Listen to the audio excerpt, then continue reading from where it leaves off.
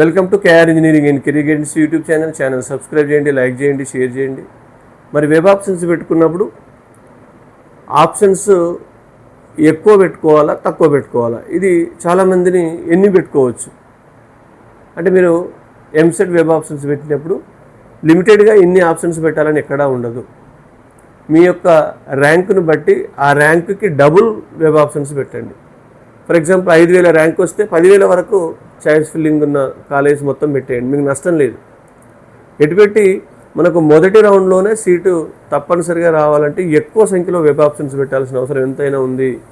మరి దయచేసి ChatGPT మీద గూగుల్ మీద ఆధారపడి వెబ్ ఆప్షన్ పెట్టకండి, అవగాహన పెంపొందించుకోండి.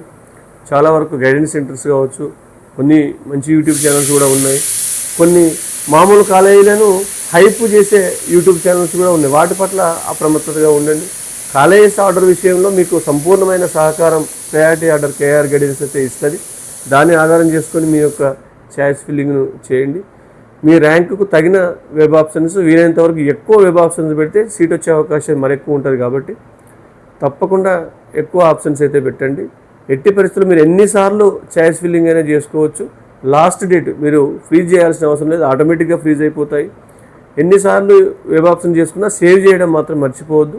మీరు సేవ్ చేస్తూ వెళ్ళండి. చివరిసారిగా మీరు సేవ్ చేసింటే మీకు ఫైనల్ అవుతుంది.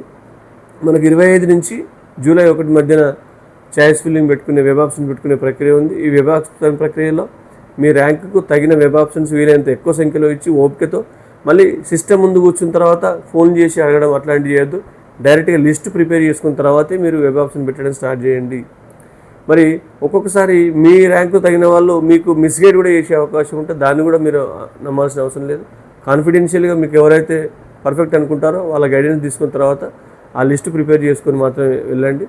మరి పెట్టేటప్పుడు ప్రధానమైనవి college codes, branch codes, next district codes. మీరు ఏమాత్రం ఏమరపాటు వహించినా, మీరు ర్యాంక్ వచ్చినా మీకు కాలేజ్ ఎక్కడ వస్తుంది. For example VNR Vignan Jyothi college code VJEC, మరి అదే విద్యాజ్యోతి కాలేజ్ కోడ్ VJIT. మీరు VJEC బదులు VJIT కొట్టారనుకోండి, మీకు ఒకటో కాలేజ్ బదులు దాదాపు ఎక్కడో 20-25 కాలేజ్ ఉన్న VJIT మీకు అలొకేట్ అవుతుంది. గతంలో ఇట్లా జరిగినాయి. కాబట్టి ఖచ్చితంగా ఇంటర్నెట్ అభ్యర్థికి ఏం తెలియదు కాబట్టి మీరు కొడుతున్నాడా లేదా సరిగ్గా చూసుకోవాల్సిన బాధ్యత కూడా మీదే. ఒక్కసారి వెబ్ ఆప్షన్స్ పెట్టి ప్రింట్ తీసుకున్న తర్వాత వాటిని మళ్ళీ చెక్ చేసుకోవాల్సిందే. చెక్ చేసుకుంటే ఎక్కడైనా మనం లోయర్ కాలేజ్ కింద వచ్చినాయా, టాప్ ప్రయారిటీలో ఉన్నాయా లేదా, ఎక్కడైనా కాలేజ్ కోడ్ రాంగ్ పడిందా, ఎక్కడైనా కాలేజ్ కోడ్ సరిగా లేదా, లాంటి విషయాలపై చూసుకోవాల్సిందే. మరి ఇంతే కాకుండా చాలామందికి బ్రాంచ్ కోర్స్ CSCకి CSC అంటే computer science and engineering, CSC అంటే computer science and cyber security. చాలామంది CSC కోర్ బ్రాంచ్ని కూడా CSC అంటున్నారు. అంటే CSCకి తేడా తెలియని పేరెంట్స్ కూడా చాలామంది ఉన్నారు.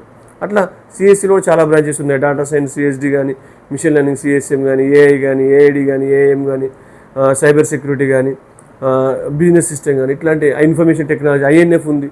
మరి అక్కడ ఇన్ఫర్మేషన్ టెక్నాలజీ బ్రాంచ్ INF అంటాం, మరి మనకు అక్కడ IT అంటుంటాం. మనకు వెబ్ ఆప్షన్స్ ఫిల్అప్ చేసేటప్పుడు ఎక్కడ IT అనేది కనిపించదు, INF మాత్రమే కనిపిస్తుంది. INF అంటే ఇన్ఫర్మేషన్ టెక్నాలజీ.